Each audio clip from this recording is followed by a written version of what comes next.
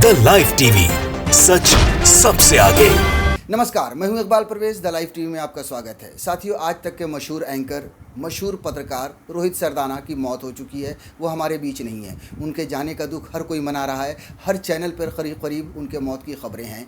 हर social media के platform पर उनकी तस्वीरें हैं, उनकी मौत की खबरें हैं। लोग शोक में डूबे हुए हैं। मगर बड़ा सवाल ये उठता है कि आखिर रोहित सरदाना की जान क्यों चली है? लाखों लोगों की इस देश में जान जा रही है। क्यों जा रही है उनकी जानें? दवाई की वजह से, ऑक्सीजन की वजह से? ऐसे बहुत सारे सवाल हैं। हम आगे आपको बताएंगे कि रोहित सरदाना हो या लाखों लोगों की जिनकी जानें जा रही हैं, वो बच सकती थी। लेकिन उससे पहले हम आपको एक वीडियो दिखाना चाहते हैं। इस वीडियो में कांग्रेस की प्रवक्ता रागिनी नायर रो रही हैं और वो ये बता रही हैं कि किस तरह से आखिरी बार उनकी क्या बात हुई थी रोहित सरदाना के साथ। जी हाँ, रोहित सरदाना से अपनी मुलाकातों की बात कर रही हैं वो, कि किस तरह से 15 सालों से एक दूसरे को वो जानते हैं। उनके बीच में मतभेद थे लेकिन मनभेद कभी नहीं था। उन दोनों के बीच में भले विचार एक नहीं थे लेकिन फिर भी मनभेद नहीं था। आखिरी बार जब उनकी बातचीत हुई थी मौत से ठीक रात पहले, जिस रात में उनकी हालत ख़राब हुई थी, उससे ठीक पहले 11:30 बजे रात में रागिनी नायर की जो बात हुई थी उसमें भी वो प्लाज्मा की बात कर रहे थे कि किस तरह से लोगों तक प्लाज्मा पहुंचाया जाए, कैसे लोगों तक उसे पहुंचाया जा सकता है। इस पर डिस्कशन कर रहे थे व्हाट्सएप पर। आप उनकी पूरी बात को सुनिए और ये देखिए कि रागिनी नायर किस तरह से रो रही हैं। रात को 11:15 बजे तक मैं और रोहित सरदाना हम लोग व्हाट्सएप पे प्लाज्मा डोनेशन को कैसे बढ़ाया जा सकता है इस पर हम बात कर रहे थे। और उसी के बीच में उन्होंने बताया कि 3-4 दिन से जो बुखार आ रहा था वो कम हो गया है, लेकिन चेस्ट कंजेशन उनका बढ़ता जा रहा है। और आज सुबह ये पता चला कि उनका देहांत हो गया। सच्चा परिवार है उनका, 2 छोटी छोटी बच्चियां हैं। और आप और मैं समझ सकते हैं कि उनके परिवार को कितनी पीड़ा होगी। पर उससे भी बड़ी बात रूबिका, परहित सरिस धर्म नहीं भाई। दूसरे की पीड़ा को समझना, दूसरे के हित के लिए काम करना सबसे बड़ा धर्म है। और आज वही पीड़ा, वही कष्ट हमारे देश के लाखों परिवारों है। और आपने बिल्कुल ठीक कहा कि वो जीते जी नरक भोग रहे हैं। मैं कहूंगी कि हाकिम को एक चिट्ठी लिखो सबके सब, उस पे बस इतना लिखना कि लानत है कि देश के लोग ऐसे मर रहे हैं, हम इतने लाचार हैं, असहाय हैं, कुछ कर नहीं सकते। 100 फोन आती है तो 2-3 लोगों से ज्यादा की मदद नहीं होती। जब तक खबरा दिलाओ मर जाते। नहीं रागिनी, मैं नहीं कहूंगी कि आज राजनीति कर रही हैं आप। मैं नहीं कहूंगी।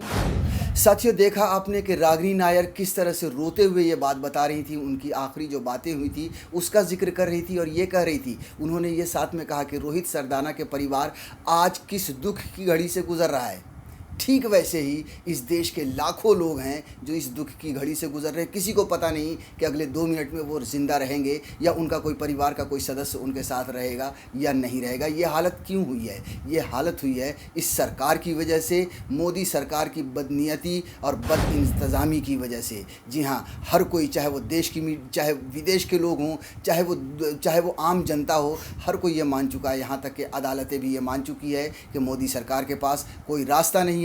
मोदी सरकार के ने ऐसा कोई रास्ता नहीं बनाया है, ऐसा कोई काम नहीं किया है जिससे लोगों को राहत पहुंचाई जा सके। 1 साल का समय मिला था। आप सोचिए कि पिछले साल कोरोना आया था, उसके बाद ये दूसरी लहर 1 साल के बाद आई है, लेकिन फिर भी कोई इंतज़ाम नहीं, कुछ नहीं हुआ। सरकारें अपने सिर्फ चुनाव लड़ने में व्यस्त रहीं। साथियों, और अगर आपने पूरा वीडियो ध्यान से देखा है तो उसमें अंत में रूबिका लियाकत भी ये कह रही हैं कि इस हालत की ज़िम्मेदार हम हैं, यानी कि मीडिया है। जी हाँ, अगर ये मीडिया अपना काम ईमानदारी से करती तो आज ये हालत नहीं होती। रोहित सरदाना की भी जान बच सकती थी और लाखों लोगों की भी जान बच सकती थी जो आज मर रहे हैं, जो आज तड़प रहे हैं, जिन तक दवाइयाँ नहीं पहुंच रही है, जिन तक ऑक्सीजन नहीं पहुंच रहा है। क्योंकि अक्सर बहुत सारे ऐसे लोग हैं इस देश में, बुद्धिजीवी, जिनका ये मानना है कि इस देश में का नुकसान नरेंद्र मोदी ने जितना किया है उससे 2 गुना ज़्यादा नुकसान मीडिया ने किया है। क्योंकि मीडिया ने कभी सरकार से सवाल नहीं पूछा है।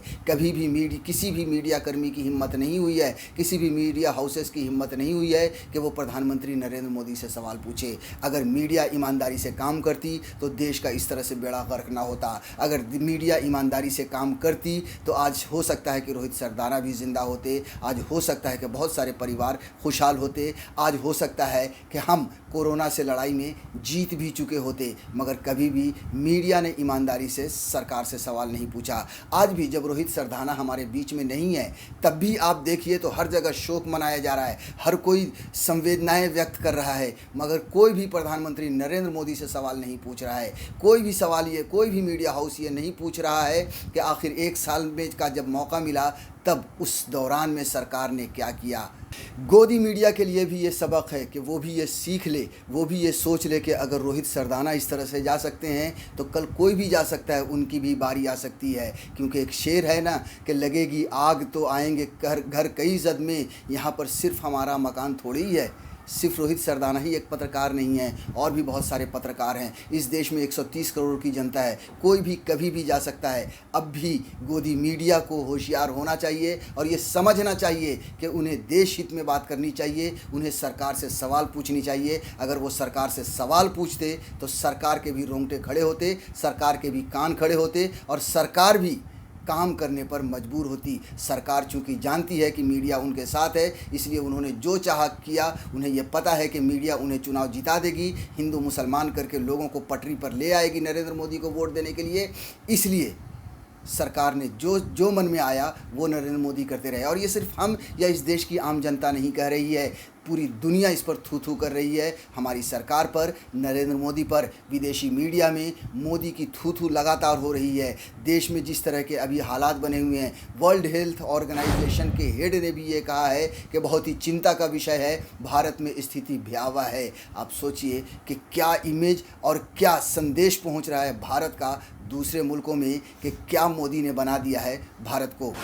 साथियों, नरेंद्र मोदी की कुर्सी की चाह और सत्ता की भूख को आप इसी तरह से पहचानिए कि जब कोरोना रिटर्न्स आया, जब कोरोना की वापसी हुई, तब भी वो चुनाव में व्यस्त रहे। आप सोचिए, यहाँ तक कि अदालतें मोदी सरकार को लताड़ रही हैं, अदालतें मोदी सरकार को कोस रही हैं कि इस देश को कहाँ से कहाँ पहुँचा दिया। आप सोचिए कि यूपी में चुनाव, पंचायत चुनाव में जिन लोगों की ड्यूटी लगी थी, उनमें से 700 शिक्षक अपनी जान गंवा बैठे हैं क्योंकि उन्हें कोरोना हुआ। थोड़ा सा हम आपको वो खबर बता देते हैं कि यूपी पंचायत चुनाव में लगे 700 से ज़्यादा टीचरों की मौत पर गरमाई सियासत, शिक्षकों संघों ने की मतगणना स्थगित करने की मांग। पंचायत चुनाव में लगे लगभग 706 शिक्षकों की मौत को लेकर गुरुवार को सियासत गर्म हो गई। प्रमुख विपक्षी दल शिक्षकों की लड़ाई में उनके साथ उतर गए हैं। कांग्रेस महासचिव प्रियंका गांधी और सपा मुखिया व पूर्व मुख्यमंत्री अखिलेश यादव ने इनके परिवारजनों को 50-50 लाख रुपए के मुआवजे की मांग की है। वहीं शिक्षक दलों ने चुनाव आयोग से मतगणना टालने की मांग की है। उत्तर प्रदेश प्राथमिक शिक्षक संघ ने गुरुवार को राज्य निर्वाचन आयोग को 706 मृत शिक्षकों की जिलावार सूची निर्वाचन आयोग को सौंपी है। तो सोचिए, ये किया है प्रधानमंत्री नरेंद्र मोदी ने। बंगाल जीतने के लिए हर मुमकिन कोशिश की है। आप सोचिए कि लोग लाखों में रोज़ कोरोना के संक्रमित पाए जा रहे हैं, बढ़ रहे हैं, लेकिन प्रधानमंत्री नरेंद्र मोदी, अमित शाह बंगाल में चुनाव लड़ रहे हैं। और बंगाल चुनाव भी एक बहुत ही बड़ा कारण बना है। जी हाँ, उत्तर प्रदेश का जो पंचायत चुनाव हुआ वो भी एक बहुत बड़ा कारण बना है कोरोना विस्फोट का, कोरोना का। बंगाल के चुनाव से बंगाल में भी आज देखिए तो हालत भयावह है। वहाँ पर भी लोग कितने कोरोना संक्रमित हो रहे हैं। वहाँ पर जो उत्तर प्रदेश और यहाँ के बिहार के लोग जो जा रहे थे भारतीय जनता पार्टी की तरफ से प्रचार करने के लिए, वो लोग वहाँ से यहाँ कोरोना लेकर आ रहे थे और यहाँ से वहाँ ले जाकर फैला रहे थे। ये हालत की है प्रधानमंत्री नरेंद्र मोदी ने। आप सोचिए, कुंभ का जो मेला लगता है, कुंभ का जो शाही स्नान होता है, 2 दिन पहले तक वहाँ पर कुंभ की बाज़ाब्ता सारी चीज़ें होती रही हैं। आपको याद होगा पिछले साल जब मजबूरी में आकर जमात के लोग फंस गए थे, उसके बाद किस तरह से देश में एक हवा बनाई गई थी और कोरोना को मुसलमान का नाम दे दिया गया था और ये कहा गया था कि देश में जो कोरोना आया है वो मुसलमानों की देन है। आप देखिए कि कुंभ को पूरी तरह से आज़ादी रही कि आप शाही स्नान कीजिए, लाखों की भीड़ वहाँ लगी, लाखों लोग आए गए और कोरोना कितना फैला, लेकिन सरकार सिर्फ तमाशा देखती रही और सरकार ने बल्कि इजाज़त दे दी। बहुत सारे ऐसी मिसालें हैं इस देश में जो कुंभ के मेले से या कुंभ के स्नान से वापस आए हैं, उसके बाद उनकी मृत्यु हुई है कोरोना की वजह से। तो अब भी ये कहने की ज़रूरत है कि गोदी मीडिया होशियार हो जाए, क्योंकि जैसा कि मैंने भी पहले कहा कि लगेगी आग तो आएंगे घर कई इज़्ज़त में, यहाँ पर सिर्फ हमारा मकान थोड़ी है। जब लाखों लोग मरेंगे, लाखों लोगों में संक्रमण फैलेगा तो उसमें आम आदमी मीडिया के लोगों में भी फैलेगा और उनमें से आप भी हो सकते हैं, चाहे वो सुधीर चौधरी हों, चाहे वो दीपक चौरसिया हों, चाहे वो अंजना ओम कश्यप हों, चाहे वो रजत शर्मा हों। और इनमें से भी किसी की भी जान जा सकती है। इसलिए गोदी मीडिया अब भी सुधर जाए, सरकार से सवाल पूछे। अगर गोदी मीडिया सरकार से सवाल पूछती तो आज देश में जो हालत हुई है वो हालत ना होती। जो कुछ भी हुआ है, चाहे वो रोहित सरदाना हो या फिर देश के लाखों लोग हों, जो भी लोग मर रहे हैं, तड़प रहे हैं, उसकी जिम्मेदार जितनी मोदी सरकार है उतनी ही जिम्मेदार गोदी मीडिया भी है। द लाइव टीवी, सच सबसे आगे।